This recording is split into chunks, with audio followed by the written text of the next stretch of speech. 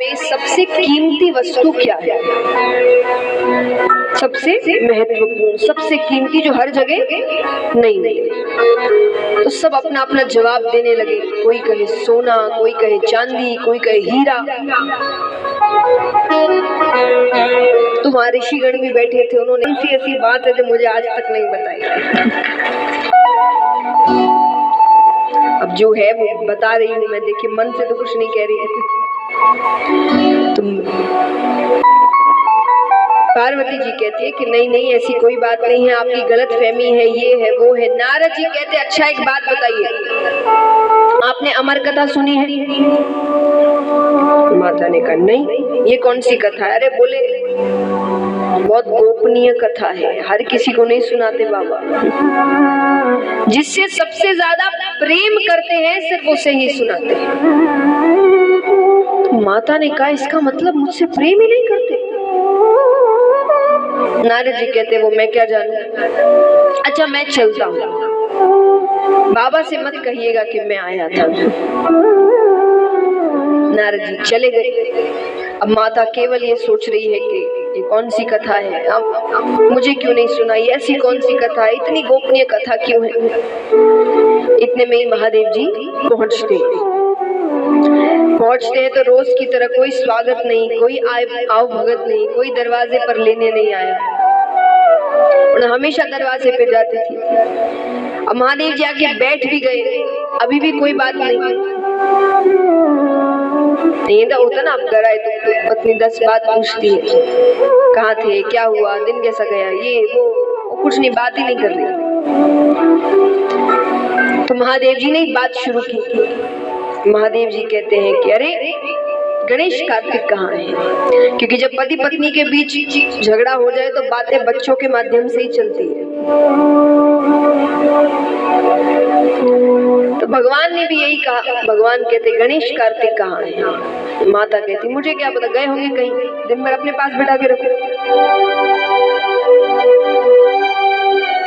महादेव जी उनको समझ नहीं आया ऐसा जवाब क्यों। देखिए कि ये पुरुषों के लिए है।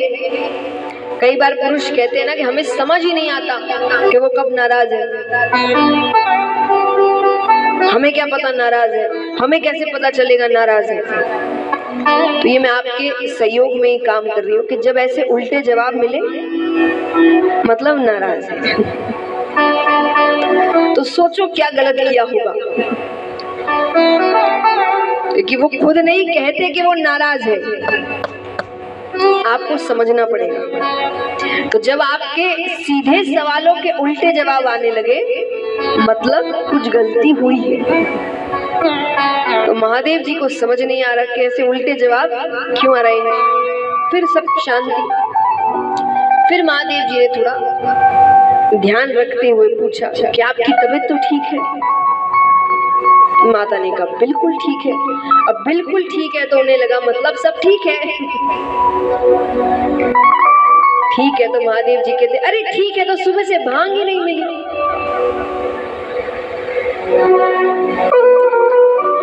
भांग की बात आते ही वो कहीं का गुस्सा कहीं उतरता है। महादेव जी को भांग बहुत प्रिय है। और एक बात और, जब इनकी भांग की बात आती है, कई बार हम देखते हैं सावन का महीना है, महाशिवरात्रि आए तो कई लोग भांग पीकर महादेव जी का नाम बड़ा लेते हैं कि हम तो महादेव जी के भक्त हैं, महादेव जी भी करते थे। महादेव जी ने तो विष भी लिया था। आप भी एक बार ले लो थोड़ा सा।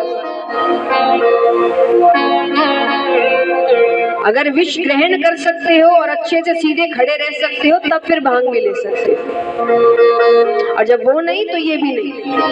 तो लेना है तो अपना नाम लेकर लीजिए, भगवान का नाम लेकर ये सब हरकतें नहीं।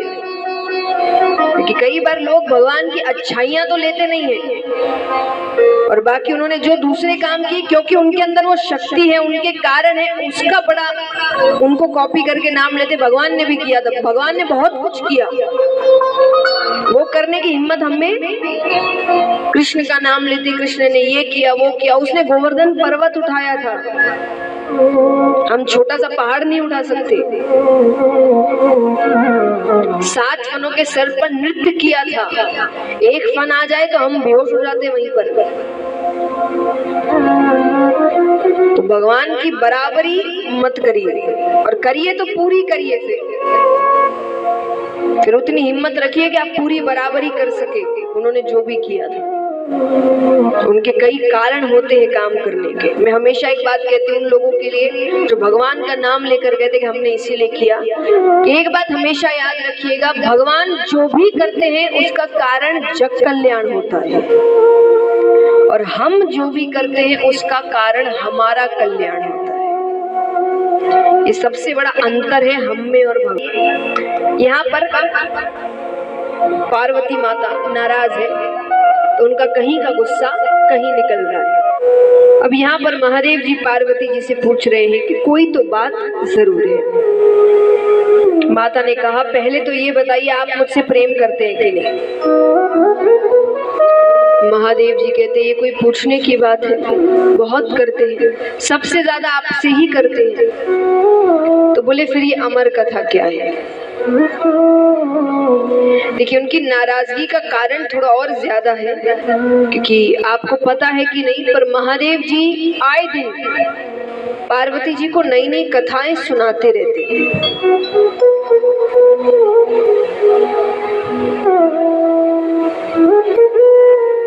जब भगवान, आप कई श्लोक के दोहे सुनते हैं जिसमें भगवान कहते हैं ना कि उमा राम स्वभाव जिन जाना ताई भजन तजी भावना आना।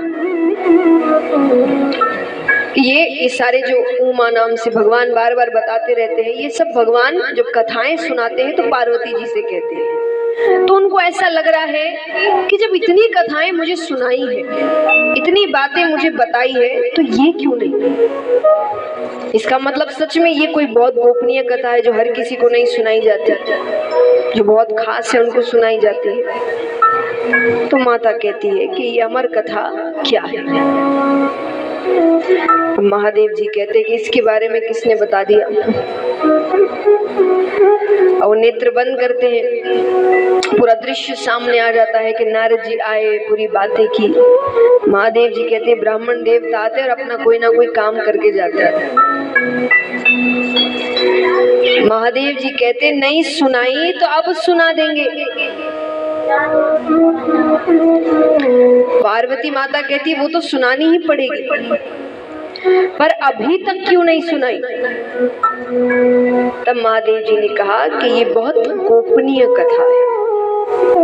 और गोपनीय का अर्थ देखिए, महादेव जी हर वक्त समाधि में बैठते थे, वो किसी से ज्यादा बात नहीं करते थे, सारे रिश्ते माता निभाती थी। तो वो कईयों से बात भी कर रही है, कईयों को बातें भी समझा रही है। तो महादेव जी कहते हैं कि इस कथा का नाम क्या है। हाँ, अमर कथा, यानी सुनने वाला अमर हो जाए। महादेव जी कहते ये हर किसी को तो नहीं सुना सकते। अब मैंने आपको सुनाया, मान लो आप किसी को ऐसे ही बताते हुए जा रहे, किसी को अपने प्रेम से सुना दिया, क्योंकि आप कईयों से बात करते हो, इसीलिए ये कथा नहीं सुनाई। माता कहती है मैं किसी से नहीं कहूंगी, आप मुझे ये कथा सुनाइए। ठीक है। तो कैलाश पर्वत के ऊंची शिला पर जाकर बैठते हैं, कल्पतरु वृक्ष के नीचे। महादेव जी एक ऊंचे आसन पर बैठे हैं, उससे नीचे माता बैठी है, क्योंकि महादेव जी इस वक्त कथा सुना रहे हैं। अब कथा आरंभ करने से पहले महादेव जी कहते हैं कि माता एक प्रार्थना या एक सूचना, क्योंकि ये कथा, इसमें ज्ञान भी बहुत है, और इस कथा को जो सुनते हैं उनकी परीक्षा निद्रा रानी लेती है। कौन? निद्रा रानी यानी, तो आप ध्यान से सुनिएगा, कि थोड़ा भी ध्यान इधर उधर हुआ कि वो अपनी गोद में ले ले। ठीक है। पर यहाँ पर महादेव जी एक और सुझाव देते हैं, क्योंकि महादेव जी खुद बड़े भक्त हैं, तो कई बार वो कहते हैं कि कथा करते करते वो नेत्र बंद कर लेते थे।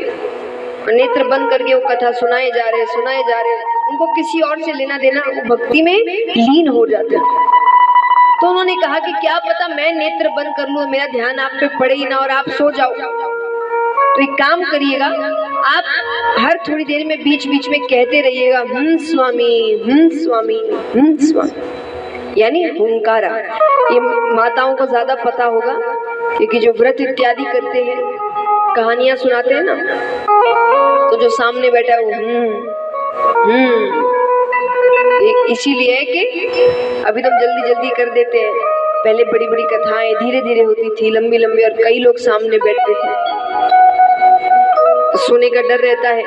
लंबी कथाएं हैं तो उनको हुंकारा, वरना तो ये महादेव जी ने शुरू किया है। माता ने कहा ठीक है। अब कथा आरंभ करने से पहले महादेव जी ने पहली ताली बजाई। एक एक पहली ताली बजाई। ताली बजाते ही जितने भी जीव जंतु थे कैलाश पर्वत पे, वो सब कैलाश पर्वत छोड़कर जाने लगे। फिर भगवान दूसरी ताली बजाते हैं, तो महादेव जी का जो त्रिशूल है वो कैलाश पर्वत की 3 बार परिक्रमा करता है कि कोई छिपकर तो नहीं बैठा। तीसरी ताली बजाते हैं, सुगंधित हवाएं बहने लगती है, भक्ति में वातावरण हो जाता है। अब महादेव जी ने कथा आरंभ करी। अच्छा, जिस पेड़ के नीचे बैठकर वो कथा सुना रहे हैं, उस पेड़ पर एक सूवे का अंडा पड़ा है। सूवा यानी तोता। अब वो अंडे में है, तो त्रिशूल ने जब परिक्रमा की नहीं आया। महादेव जी यहाँ कथा जैसे ही शुरू करते हैं कि वो अंडा फूट जाता है, उसमें से एक शूक बालक निकलता है। अब वो भी बैठकर कथा सुन रहा है।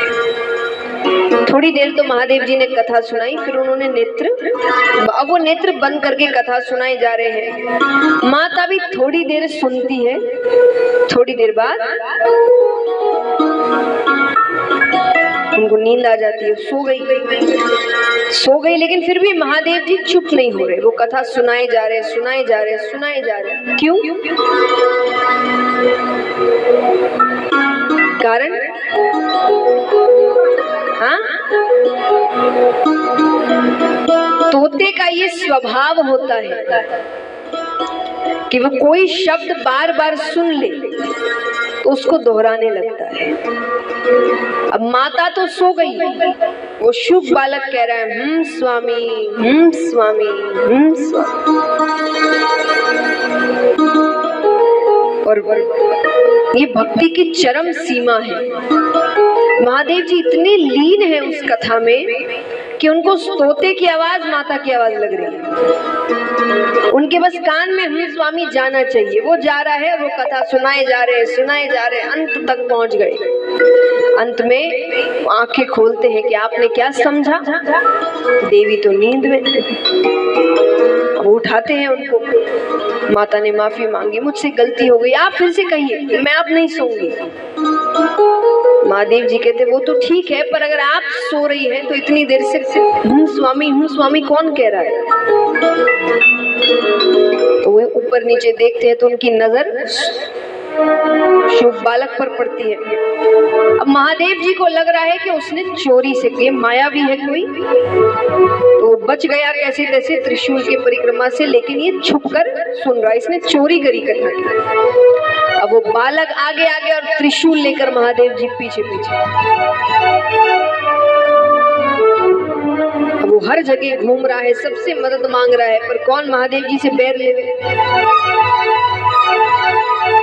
अंत में वो ये कहता है कि जब दैत्यों से संकट आए तो देवताओं के पास जाते हैं, पर जब देवता से ही संकट हो तब ब्राह्मण देवता के पास आते हैं। ब्राह्मण देवता और ब्राह्मण ये दो अलग चीज है। सिर्फ ब्राह्मण कुल में जन्म लेने से हम ब्राह्मण देवता नहीं बन जाते, वैसे कर्म करने पड़ते हैं।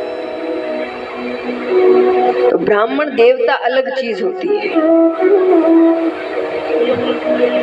तो वो ब्राह्मण देवता जब उनके मन में नाम आया तो वो किसके घर आए पृथ्वी पर? वेदव्यास जी महाराज के। उनके घर आते हैं, उनकी पत्नी उबासी के चक्कर में मुख खोलती, छोटा सा रूप बनाकर वो मुख के द्वार से गर्भ के अंदर जाते हैं। अब महादेव जी आए दौड़े दौड़े, नेत्र लाल, हाथ में त्रिशूल, गुस्से में। वेदव्यास जी कहते पहली बार तो दर्शन दिए, वो भी इस रूप में। महादेव जी कहते चोर मेरे यहाँ से चोरी करके आपके पास आया है। वेदव्यास जी कहते चोरी आपके घर में? आपके घर में चुराने को है ही क्या? महादेव जी कहते क्या मतलब? अरे बोले आप तो बिना मांगे ही सब कुछ दे देते हैं, कोई आपके यहाँ क्यों चोरी करेगा? महादेव जी कहते हैं उसने मेरी अमर कथा चोरी से सुनी है, मैं उसे मृत्यु दंड देकर रहूंगा। वेदव्यास जी कहते सही नाम है आपका, भोले भंडारी। महादेव जी ने कहा क्यों? बोले क्योंकि अगर उसने अमर कथा सुन ली, अगर उसने अमर कथा सुन ली तो वो तो अमर हो गया, आप उसे मार ही नहीं सकते। और मान लीजिए आप महाकाल है, सर्वशक्तिमान है, आप उसे मार दे तो आपकी अमर कथा झूठी हो गई। इससे क्या सीख मिलती है कि गुस्से में सोचने समझने की शक्ति चली जाती है। महादेव जी नहीं समझ पाए वो क्या कर रहे हैं। सोचिए हम और आप तो क्या क्या कर बैठे।